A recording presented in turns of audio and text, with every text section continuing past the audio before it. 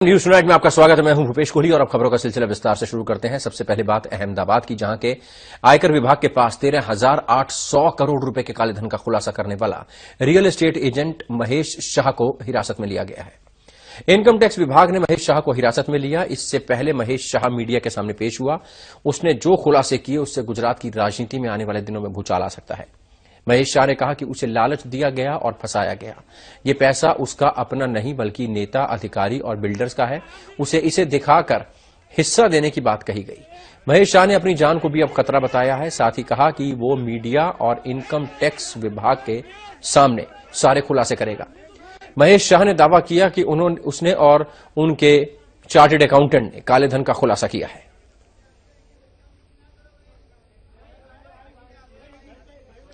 आपको बता दें कि महेश शाह ने इनकम टैक्स डिक्लेरेशन स्कीम यानी आईडीएस के तहत अपने सीए के साथ मिलकर आयकर विभाग के समक्ष खुद कालेधन होने का खुलासा किया।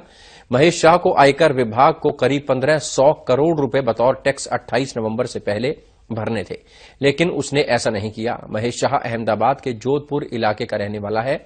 सूत्रों के मुताबिक महेश शाह ने गुजरात, महाराष्ट्र और राजस्थान के बिल्डर एवं मार्बल्स के बड़े व्यापारियों के कालेधन का खुलासा अपने सिर ले लिया हो सकता है। सालाना महज 2 लाख का इनकम टैक्स रिटर्न फाइल करने वाले महेश शाह के पास इतना पैसा कहां से आया या फिर किसके कहने पर शाह ने यह काम किया, यह गुत्थी अब जल्द सुलझेगी। 30 सितंबर रात 11:30 बजे महेश शाह ने अपने चार्टर्ड अकाउंटेंट के साथ 13,860 करोड़ के कालेधन का खुलासा किया था। आइए आपको दिखाते हैं क्या कुछ कहा महेश शाह के चार्टर्ड अकाउंटेंट तहमूल सेठना ने।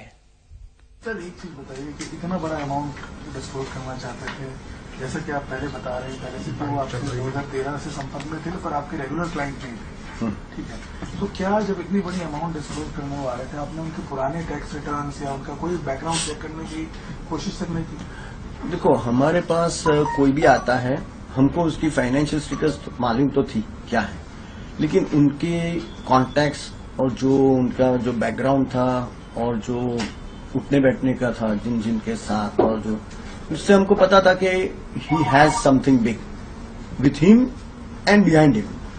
सो I can not tell him. मैंने तो उनको प्रोविजंस ऑफ लॉ बता दिया था।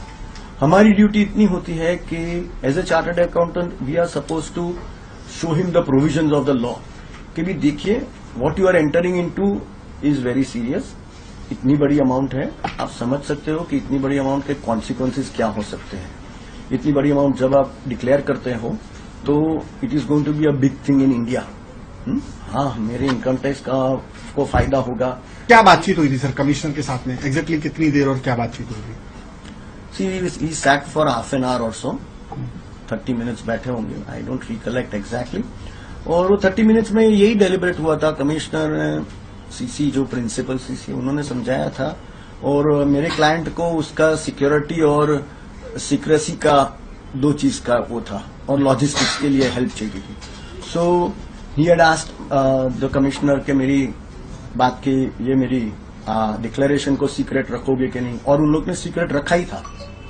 Even the other people in income tax office did not know his name, you know, other commissioners also did not know his name. उन लोग ने perfect काम किया इनकम टैक्स वालों ने। और उन्होंने उसकी सिक्योरिटी के लिए भी बताया था कि कुछ भी जाके आपको कोई भी हेल्प चाहिए, कोई भी, we are ready to stand beside you. Even logistics move करने के लिए भी दे हैड सेड कि we will stand with you. Any logistic movement you want to do of the money also we will send our people to collect the funds.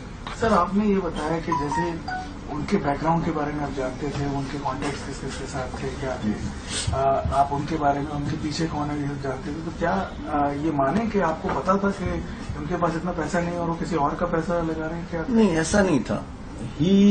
वो खुद ही claim कर रहे थे मेरा ही पैसा है। उन्होंने कभी ऐसा बताया नहीं कि कोई दूसरे का पैसा है। वो खुद ही क्लेम कर रहे थे मेरा ही पैसा है। जब खुद क्लेम कर रहे तो मुझे बताने की, पूछने की जरूरत नहीं होती है कि दूसरा किसका है अंदर पैसा। अब जब